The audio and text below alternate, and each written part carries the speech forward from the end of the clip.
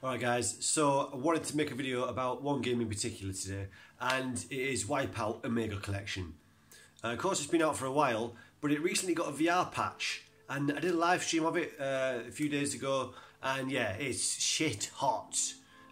This game is amazing! It's a killer app straight away for VR, and it gives me a lot of kind of hope that other studios will be able to bring in VR support for existing games. At least it shows that it's possible to do it really well. I mean, they have not skipped a beat. I mean, you know, it's kept the high frame rate, the graphics look amazing, they look sharper and clearer than most other VR games. That might be something to do with the fact that it's not actually stereoscopic. This is something that I noticed that I've brought this up with several people that have made videos about it, because I seem to be the only person that's noticed it, and it doesn't matter. Of course, I mean, the game looks beautiful, and it's an assault on the senses. It's absolutely gorgeous. It works so brilliantly. It's so immersive. So it doesn't matter, but it's just an observation that it's not stereoscopic. The tracks themselves are not stereoscopic 3D. I noticed this because I kind of had the suspicion of that when I was turning my head around and looking behind me. I kind of had the feeling that it looked a little bit flat. And then I did this experiment, looked through one eye, then the other for a bit, and focused on a nearby part of the track in relation to a further away part of the scenery. And there's no difference at all. So each eye is seeing exactly the same image. It's not stereoscopic 3D. The ship that you're in is... The cockpit that you're in is stereoscopic 3D, but the tracks themselves, you're seeing exactly the same image for both eyes, so it's not stereoscopic. And that's probably helped the developers manage to run this game so smoothly and just look so amazing, so impressive. I mean, there's several different things about having this game in VR that make it so compelling. Yeah, obviously being able to look all around you, being able to look into corners. I've mentioned this before with racing games in VR. It's a unique thing that you can't do on the TV screen, is when you're going up to a corner, you can actually look into it and sort of get an idea of what's going to happen before you get around that corner, which you can't do when you're playing on TV, of course. And especially on this game, where there's some zero-G courses as well. So you find yourself looking up, because of course the top of your cockpit is clear as well. So you're looking up to the track that you're about to enter onto. Yeah, that is fucking brilliant. So that sense of presence works so well. They've cracked it. They've fucking cracked it. Look at the state of me. It's really exciting. I was on it for hours last night. Yeah, with the online functionality as well.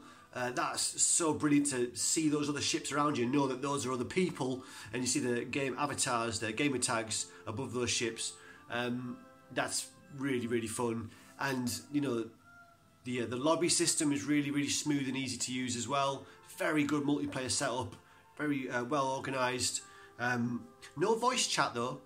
I think it would be nice to have voice chat, at least in the lobbies, if not on the tracks. I mean, even on the tracks it'd be cool. Imagine if it was just spatial. So you're speeding past somebody and suddenly you start hearing their voice as you kind of near them. And you can hear them as you near the ships and they go out of range. That would be really cool. I hope they can add that. That would be sweet. Nitpicking. If I had to say one thing that I want from this game that isn't there, it'd be that.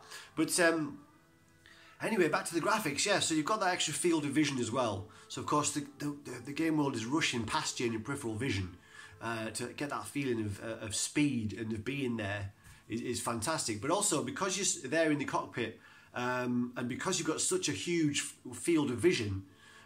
When the ships come close up to you, when the opposition ships come close to you, they're massive, and you notice stuff on them that I hadn't noticed before on the TV. Maybe I'm just not very observant, but there's actually heat trails. There's actually heat vapours around the back of the ships as they pass you, or as they're in front of you. You can see that, and that looks fantastic in VR as well. That gives it another, I don't know, there's little effects like that that just make it feel so present. So yeah. Yeah, the size of the tracks, and you're wrestling with them, and I think playing this game in VR makes you better at it, because yeah, because you're looking at it in so much more close up, basically, you know, you can see the boosts and the power-ups coming earlier than you might have done in the past, you know, just on the TV.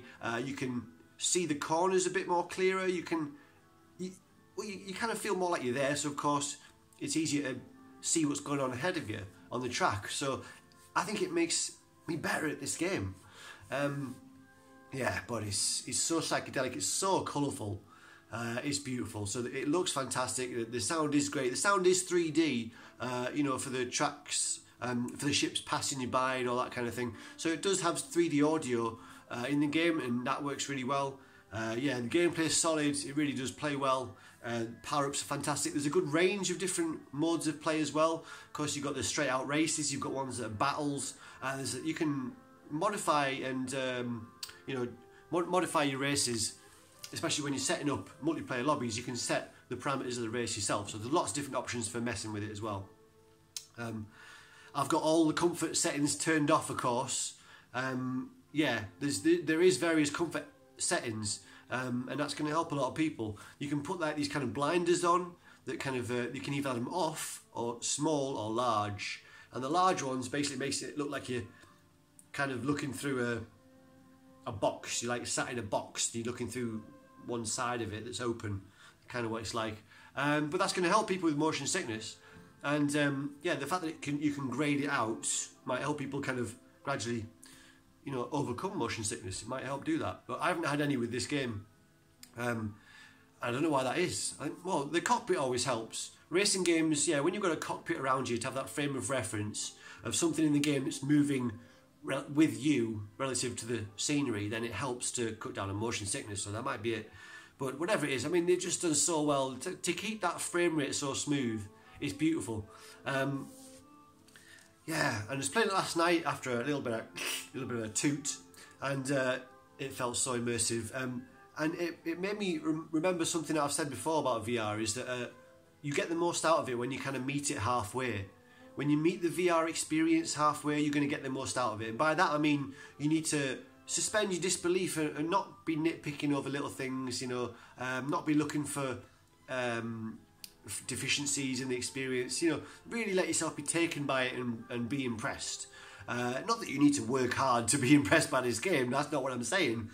I'm saying you'll feel even more immersed if you kind of do the mental gymnastics to really forget that it's not real, sort of thing, you know, and that can add another level to it. Like, for example, just turning your body. Now, I said I've got all the comfort settings turned off. One of the comfort settings is the position of the camera. So I've got it set to the most realistic, which is that the camera is set to the pilot's head. That's most realistic because then the entire world shifts with you as you and the vehicle you're in shifts around the track. So to that end, if you're moving your body as well like that, you get that physical sense of your body leaning into the corners and the visual representation of that happening as well.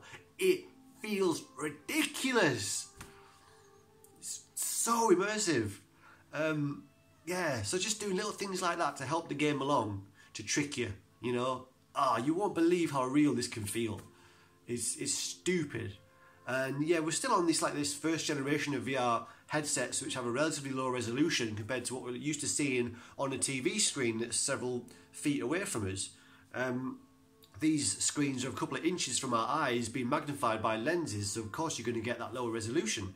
And I really hope that screen technology does keep getting more and more, you know, the pixels do get more and more tiny in future, because to have those an even higher resolution in VR will just add to that immersion even more. But even with this early stage of the tech, when games are programmed right and when you interact with the game in such a way as to, you know, fool yourself, then it's already good enough to think, holy fuck, I'm here, to a certain degree. Obviously, you know. But yeah, what I'm trying to get at basically is this game is the nuts. Yeah, and we've been waiting for it for a while because there was a little bit of a dry patch on PSVR. There was a few games that had been touted for a long time that came out and ended up being a bit disappointing. There was the Bravo team, which was supposed to be a squad-based shooter, which had echoes of kind of Time Crisis, but a squad-based kind of thing. And it came out and it just didn't deliver on what we were hoping for. And there was the Impatient as well, which looks beautiful, nice polish to the game, lots of high production values, but not a lot of content, quite short, and more of a kind of movie style experience with little bits of interactivity. So yeah, a couple of the big hitters that were supposed to be big hitters came out and fell flat. So wipEout has been on every PSVR owner's agenda for a long time, and I'm so fucking happy that it delivered as it did. Because, man, yeah, I mean, this, you know, I don't know. You know, I tried to think of a top 5 PSVR games, and I couldn't do it. I'd have to go to at least top 10. Not that I even give much, you know, credence to these type of lists. I mean, it's ridiculous, really. All a top 5 or a top 10 is just an excuse to talk about a bunch of good games. It don't fucking matter which is number 1, number 2. You know, it's just saying, hey, here's some cool shit that I think you might like. Numbers aren't important, but anyway, it's up there basically with the best of them, with the best reasons to get a PSVR, and it's just got a price drop as well. So they just took $100. I don't know if it translates to £100 in the UK. If it does, then brilliant. I haven't checked, but they've just dropped the price by quite a lot, so about 100 quid maybe. So it's looking like a real nice package now. There's a big catalogue to choose from in the games, and yeah. Anyway, getting off track, wipEout, man.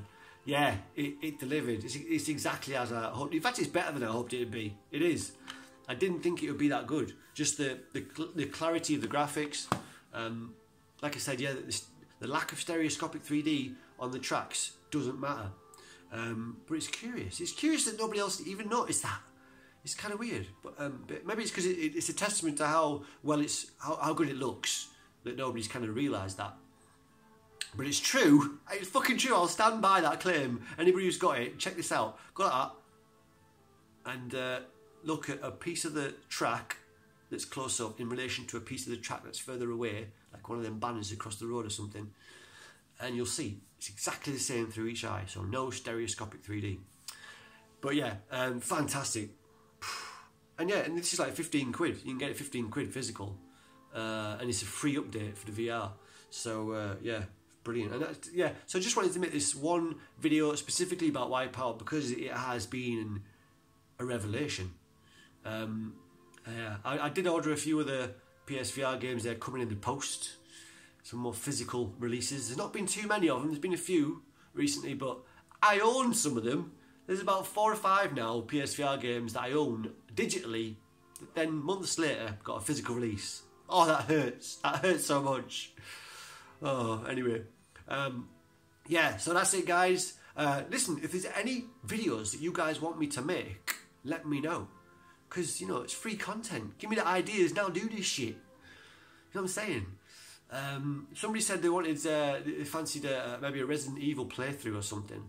Now that might be cool. That might be fun to do, a Resident Evil playthrough. However, the game is quite dark. So to show the footage of the game, you know, to show the footage of the game that I'm, you know, as the PS4 shares what I'm seeing, as if it was on the, you know, telly, you won't see it as clearly as I will because the PSVR headset is OLED, I believe. So it's got very good contrast, very dark blacks, very good detail in the shadows, you know, very good contrast. I'm not sure that'll come out so good. But we'll see how it goes. I might try that. But yeah, any ideas, guys, for vids or things you want me to do, I shall consider it. Can't say fairer than that, can you? Alright, guys. See you in the next vid. Bye-bye.